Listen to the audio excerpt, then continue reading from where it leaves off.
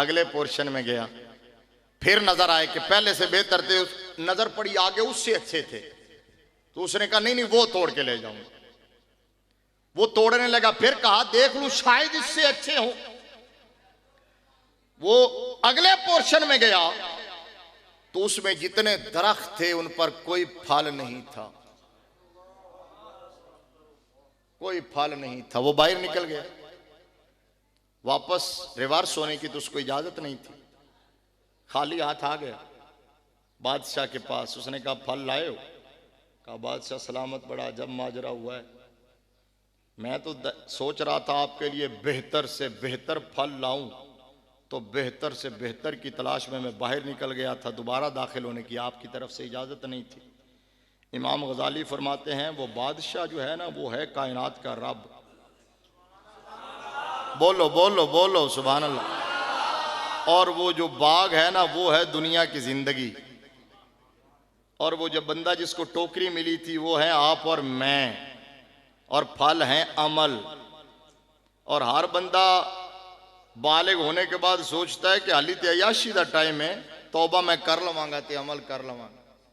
लोग भी कहते हैं ये कोई दाढ़ी रखने का टाइम है, एक मस्जिद में आने का टाइम है। मैंने कहा हमें भी तो बता शरीयत में कि टाइम लिखा कहाँ है। मस्जिद में आने का टाइम तो शरीयत ने डिफाइन कर दिया, बालिग होने के बाद, मरने से पहले। बल्कि बालिग होने से पहले कहा 7 साल में बच्चों को नमाज पे लगाओ, 10 साल में ना पढ़े तो मारो, ठीक है, 10 साल में। तो आप जो जब मुकल्लफ बन जाता है बंदे पर, वो बुलूग का टाइम है। कहते बड़ा टाइम हाली पे, बड़ा टाइम, बड़ा टाइम। कहते हैं जी हाली बड़ा टाइम है।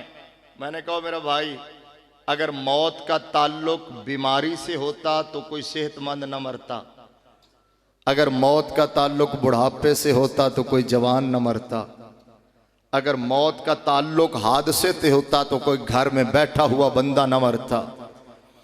ये एक ऐसी अटल हकीकत है जिससे किसी को फरार नहीं है, और मेरे रब ने इसका टाइम मख्फी रखा है और वक्त मुकर्रर है। कोई 10 साल के लिए आया, 10 साल गुजारने के बाद बच्चा चला जाता है, कोई 5 साल के लिए आया है, कोई 20 साल के लिए आया है, कोई 30 साल के लिए आया है। हर वक्त यही सोचते रहते अगले वक्त में अमल कर लेंगे, अगले वक्त में अमल कर लेंगे। फिर आखिर में वहां पहुंच जाते हैं जब बुढ़ापा आ जाता है, उस वक्त दरख्त फल से खाली होते हैं। उस वक्त दरख्त फल से, उस वक्त अमल क्या करेगा? हैं वो दर जवानी तौबा करदन सेवा पैगंबरी, वक्त पीरी गुर्ग जालिम मी शवद परहेजगार। जवानी में कोई अल्लाह की बारगाह की तरफ लौटे ना, ये है पैगंबराना सेवा। बुढ़ापे में तो भेड़िया भी परहेजगार बन जाता है। आज वक्त है जागना है तो जाग ले, अफलाक के साया तले, फिर हशर तक सोता रहेगा, खाक के साया तले आगा अपनी मौत से कोई बशर नहीं।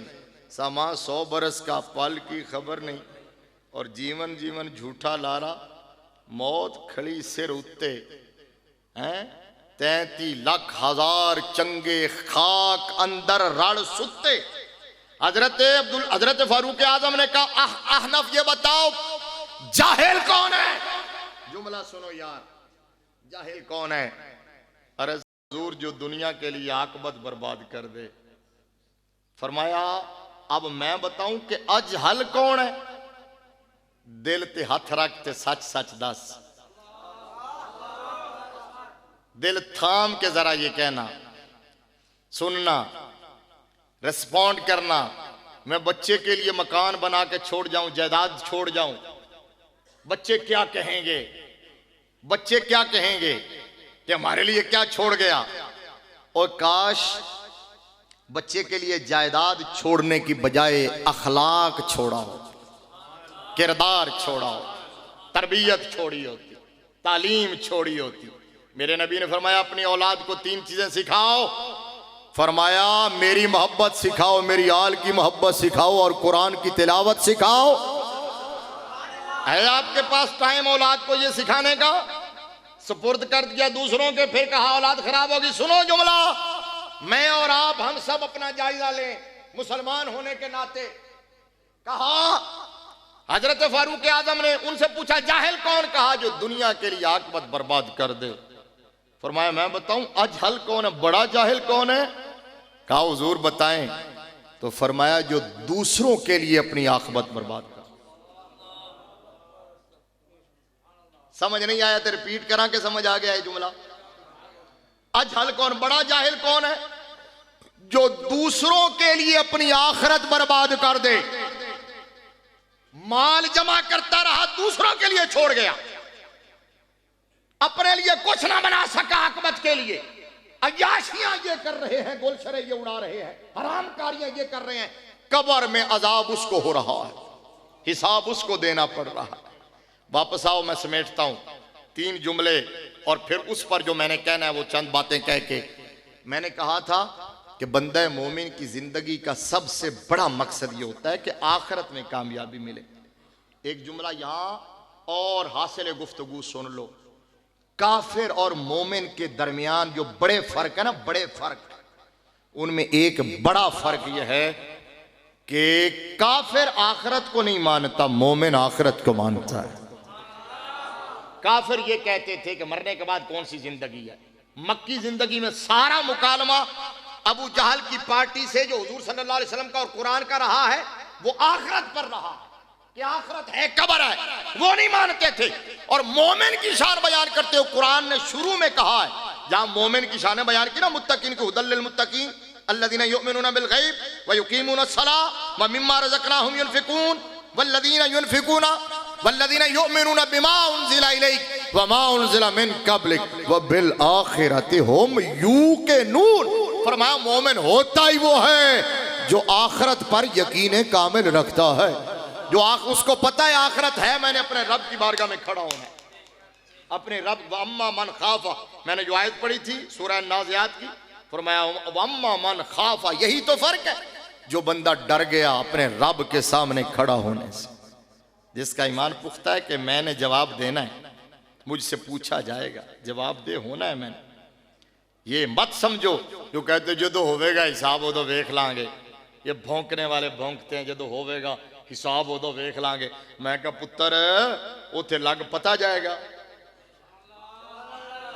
शानों वाले नबी और रसूल वहां थर थर कांप रहे हैं, मैदान माशर के खौफ से डर रहे हैं। तू कहता है जो होवेगा। और हमारे यहाँ वो उधर जनूबी पंजाब की तरफ बोला जाता है, आपका मुझे पता नहीं, वहां एक जुमला बोला जाता है, ए जहां मिठा अगला काहे डिठा। समझ दो, ये कहते हैं ये दुनिया की दौलत जो है, ये जहान बड़ा मीठा है, अगला किसने देखा है। मैंने कहा ये काफिराना जुमला है, मोमिनाना जुमला नहीं है। मोमिन वो है जिसका मौत पर यकीन जिंदगी से भी ज्यादा, जिंदगी से भी ज्यादा है। हजरत मौला अली फरमाया करते थे कि मौत जिंदगी की सबसे बड़ी मुहाफिज है। फरमाया मौत से क्यों डरते हो? फरमाया ये जिंदगी को बचा के हिफाजत करके वहां तक ले जाएगी। अब आओ, एक बंदा मोमिन की जिंदगी का सबसे बड़ा मकसद क्या है कि आखिरत में कामयाबी मिले। और आखिरत में कामयाबी तब तक नहीं मिलेगी जब तक अच्छे अमल नहीं किए होंगे, अल्लाह रसूल को राजी नहीं किया होगा, शरीयत की पाबंदी नहीं की होगी, जब तक कि अपने तमाम तर ख्वाहिशात को अल्लाह रसूल के आकाम के सामने सरेंडर नहीं किया होगा। आयत ये बता रही है, अम्मा मन खाफ मकाम रब्बी, रब के सामने खड़ा होने से डरा, वनहन नफ्सा अनिल हवा, और अपने नफ्स को ख्वाहिश से रोक दिया, नफ्स पर कदम रखा, नफ्स को रोका। इसका मतलब समझते हो? ये उलमा से पूछो, इस आयत से उलमा ने बयान किया है, इसका मतलब यह जिन्हों मौका नहीं मिला कि गुनाह नहीं कर सकिया, वो समझे कि मैं नेक हूं तो वो नेक नहीं है, जिसको मौका नहीं मिला। इस आयत का मतलब यह है कि कुदरत हो, कुव्वत हो, हर किस्म का माहौल हो, कोई रुकावट ना हो, नफ्स गुनाह की तरफ माइल हो रहा हो, फिर वो अल्लाह के खौफ से रुक जाए, इसको तकवा कहते हैं। इसको तकवा कहते हैं मुसलमानों, इसको तकवा कहते हैं। वो बुखारी की हदीस आपने सुनी है ना, बुखारी की, मेरे आका ने बनी इसराइल के 3 बंदों का वाकया बयान किया था। 3 बंदे जा रहे थे, आंधी तूफान आया, बारिश आई, पनाह लेने के लिए गार में घुस गए। गार में तो गार के ऊपर पत्थर आ गया, मुंह बंद हो गया। मैं बिल्कुल शार्ट इशारा कर रहा हूं, मुंह बंद हो गया। उनको जिंदगी से मायूस हो गया, मौत नजर आने लगी। तो अंदर सोचा यार अपना एक एक ऐसा अमल याद रखो जो याद करो जो खालिस अल्लाह की रजा के लिए किया हो। और उसका वास्ता दो। तो एक बंदे ने कहा कि मेरे पास या अल्लाह एक मजदूर आया था, उसने मजदूरी की, उजरत भूल गया, मैंने खयानत नहीं की, उसके पैसे को इन्वेस्ट कर दिया, वो रेवड़ बन गया बकरियों के। एक दिन वो फिर आया, कहता मेरी मजदूरी, मैंने कहा ये सारी बकरियां तेरी हैं, ले जा। वो हैरान हो गया, उसने कहा ये कैसे, ये मेरी नहीं है। फरमाया, उसने कहा मैं झूठ नहीं बोल रहा, ये तेरी उसी उजरत और मजदूरी से सारी बढ़ोतरी हुई है, फायदा हुआ है। दूसरे ने कहा कि मेरे माँ बाप थे बूढ़े और मेरे बच्चे भी थे, और मैं जब शाम को मजदूरी करके आता था, मैं दूध दोता था, तो जब तक माँ बाप नहीं पी लेते थे, मेरे बच्चे बिलक भी रहे होते थे, मैं उनको नहीं देता था। या अल्लाह अगर ये मैंने अमल तेरी रजा के लिए किए हैं तो रास्ता बना दे। पत्थर पहला भी सिरका, फिर दूसरी, जो मैं मेरे मौजू की बात है वो तीसरी है, तीसरा जुमला आपने सुना है, मैंने सिर्फ इशारा कर रहा हूं। एक बंदे ने कहा कि मेरे चचा की लड़की थी, मैं उससे इश्क करता था और मैंने उस पर काबू पाने के लिए हर जतन किया, उसने मौका नहीं दिया। बेलाखिर बेचारी कर्जे के नीचे आ गई, वो कर्जा उसने उतारना था, मुझसे पैसे मांगने के लिए आई, मेरे ऊपर शैतान हावी हो गया। मैंने डिमांड कर दी, मैंने कहा पैसे तब दूंगा जब मुझे काबू दोगी। वो मजबूर थी, उसने हाँ कर दी। अब वो थी और मैं था, कोई तीसरा बंदा देखने वाला नहीं था और कोई रुकावट नहीं थी। उस वक्त मेरा नफ्स भी माइल हो रहा था, सारी जिंदगी से मैं जतन कर रहा था, आज वो मौका आया था। लेकिन ऐन जब हम गुनाह के करीब पहुंचे, कपड़े उतार चुके थे, तो बस मेरे जमीर पे दस्तक हुई है, अल्लाह का खौफ पैदा हो गया, रब की खशियत पैदा हो गई। तो मैं वहां से उतर गया, मैंने कपड़े पहने, उसको भी कहा मुझे माफ कर देना, या अल्लाह अगर मैंने ये सिर्फ तेरे डर से किया है, तेरी रजा के लिए किया है, तो हमारे लिए निकलने का रास्ता बना दे। पत्थर हट गया, वो निकल आए। ये है नेकी। वम्मा मन खाफ मकाम रब्बी वनहन नफ्स अनिल हवा।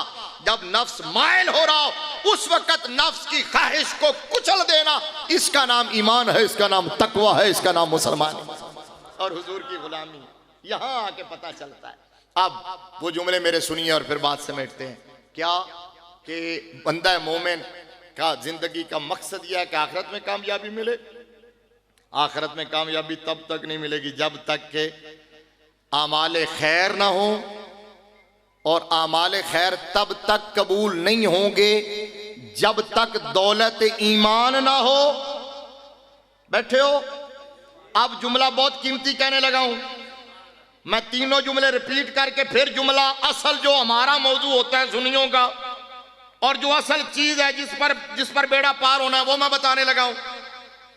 बंदा मोमिन की जिंदगी का सबसे बड़ा मकसद यह है कि आखिरत में कामयाबी मिले, और आखिरत में कामयाबी तब तक नहीं मिलेगी जब तक नेक अमाल ना हो। नेक अमल उस वक्त तक काबिल कबूल नहीं जब तक दौलत ईमान हासिल ना हो। और खुदा की इज्जत और जलाल की कसम है, ईमान का दावा उस वक्त तक काबिल कबूल नहीं है जब तक के कायनात की हर चीज से बढ़कर मदीने वाले से प्यार ना हो। जब तक के कायनात की हर चीज से बढ़कर मदीने वाले से प्यार ना हो। लिहाजा हुजूर से इश्क करो, हुजूर से वफा करो, हुजूर की खत्मे नबूवत का पहरा दो। इस वास्ते आला हजरत ने क्या कैसी कब्र की लेके जा रहे हैं। आला हजरत कहने लगे कि लहद में इश्क रुखे शाह का दाग ले। तकरीर दोबारा नहीं शुरू करने लगे, डरना नहीं। कई बेली कहने के फिर शुरू हो गए। बस हुण कुछ जेडे मेरे वर्गे सादा बंदे ने सिर्फ 4 मिनट च उन्होंने ज़ौक पूरा करके गल खत्म करने लगा। सुभान अल्लाह, उच्चा आखो। आला हजरत ने क्या कि लहद में इश्क रुखे शाह का दाग ले के चले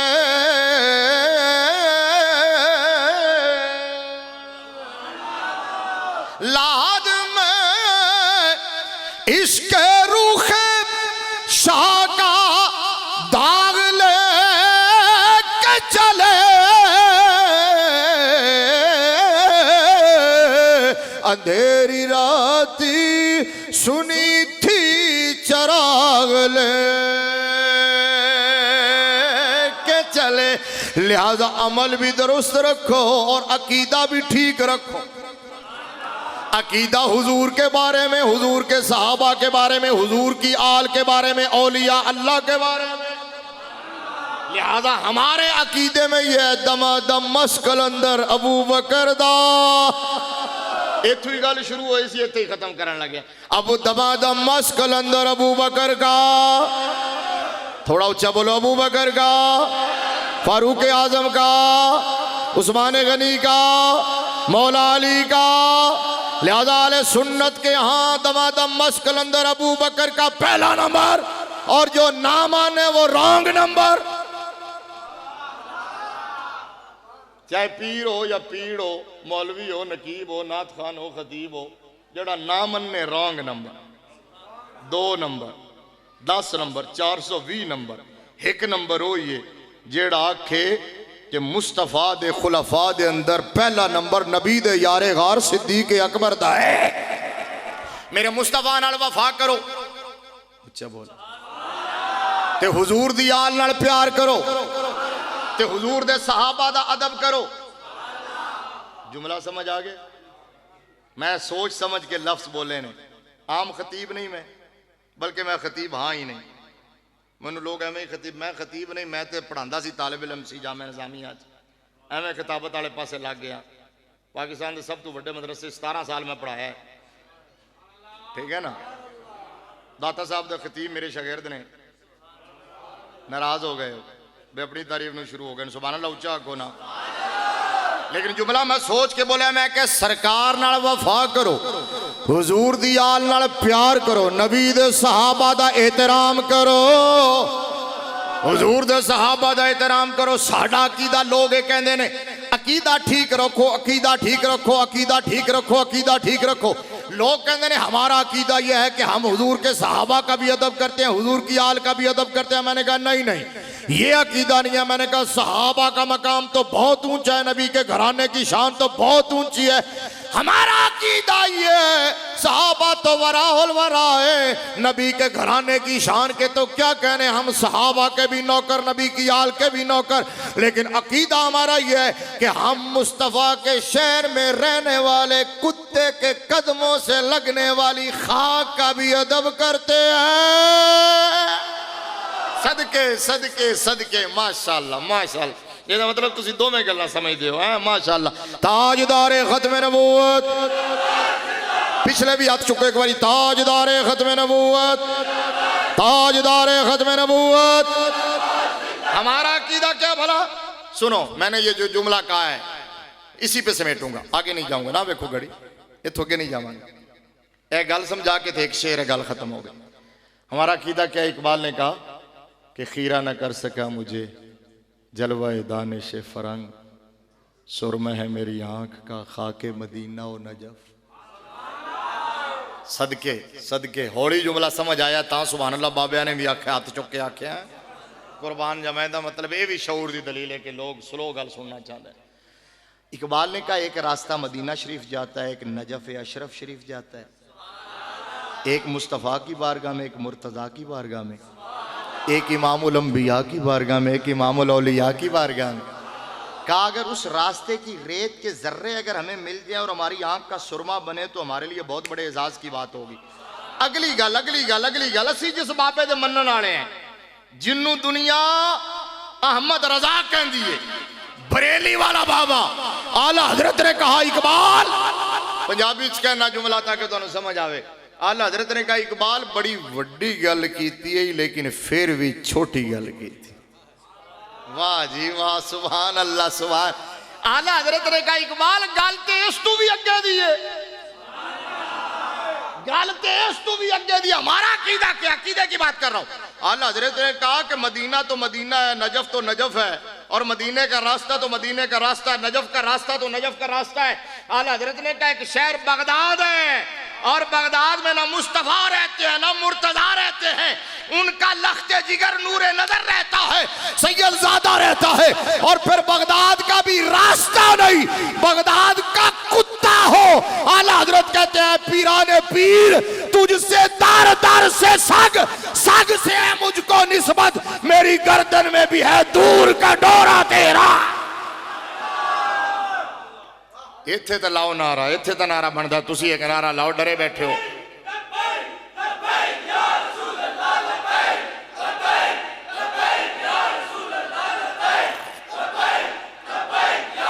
ताजदारे खत्म नबूवत, ताजदारे खत्म नबूवत।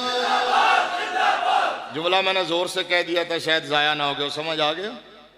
आला हजरत कहते हैं हुजूर गौसे पाक तुझसे दर, दर से सग, सग से है मुझको निस्बत।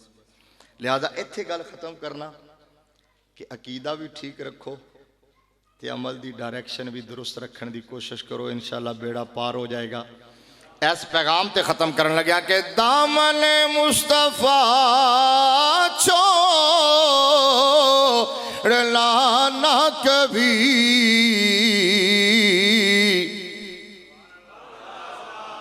तकरीर तो मुक गई, वादा हो गया, शेर सिर्फ सुनाने लगा, अगर कहते हो तो सुना।